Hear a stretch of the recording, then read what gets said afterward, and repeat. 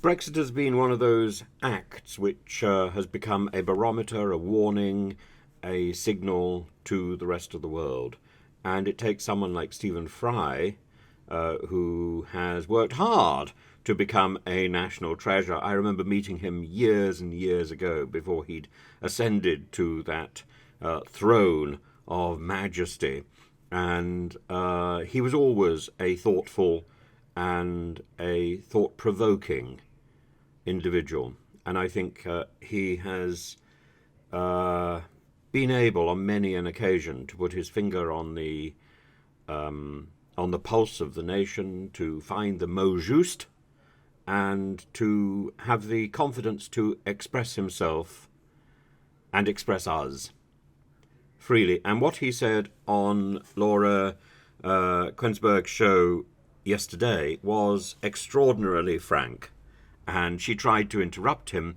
I think we should listen literally to what he said Brexit, before we go all on. of those things. Brexit, we must mention Brexit. The Labour Party is afraid to mention it. It was a catastrophe and everybody knows it deep in their bones. Well, and not everybody would yes, agree with do. you. They know it, of course they do. And certainly the rest of the world does. But aside from that, yes, it's funny because it's a clown car crash and you can't help being amused by it. But unfortunately, during that time, so much was taken out of what should be the run of politics.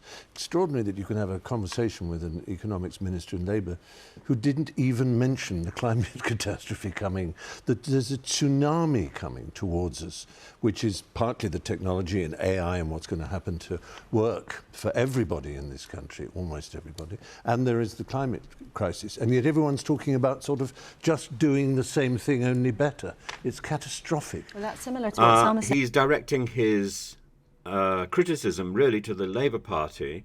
This is a subject that he says the Labour Party doesn't want to address because it's fearful of not getting votes if it does so, that it should simply be more honest, and that he should say, you know, these are the financial and the economic pitfalls of leaving the EU. This has been a disaster. And this is the elephant in the room that everybody is trying to avoid mentioning. We are creeping around that elephant, and in the process we are being covered with elephant dung.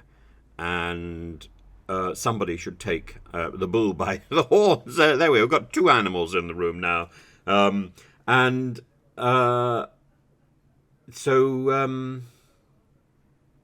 Everybody knows this deep in their bones, that whether Brexit itself was right, there was a referendum, is one thing, but whether the implementation of Brexit was right is another. And I think everybody can agree that the implementation was wrong. I think some people may say the idea of Brexit itself was wrong. I think had I been in power, I'm not in power. Had I been in power, I think there were two options at the point of the Brexit referendum result. One was to regard it as a consultation, as advice only, and then to take a longer view and possibly commission a review and a series of studies and think in terms of a 10-year programme of release. The other was to act decisively and swiftly and to go within a matter of months.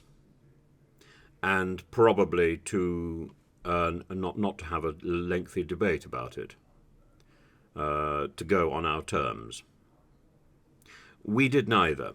What we did was to dither under Mrs. May's appalling leadership, and be in no doubt, Liz Truss has not been the only really bad Prime Minister that we have had recently.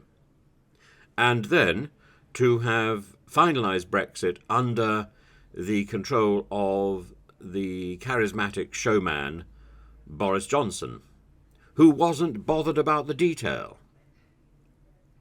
And again, we should feel worried about that. Boris has since been exposed as a liar, but that's almost irrelevant because almost all prime ministers to get to that job are liars. Rishi Sunak, watch out. So telling the world that Boris Johnson is a liar is nothing the world didn't already assume. But Boris Johnson hadn't done the work. Now that's more interesting because Boris Johnson was quite a hard worker in his way, in contrast to Liz Truss, who we know didn't do any work.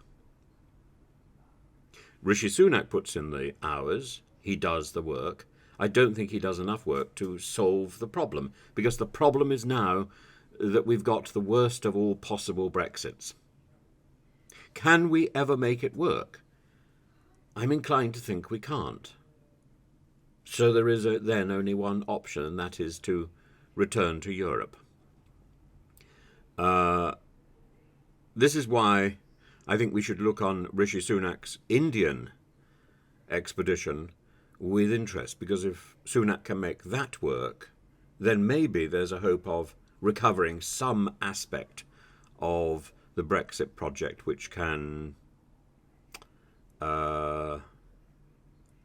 be redeemable, like handing back an old bottle.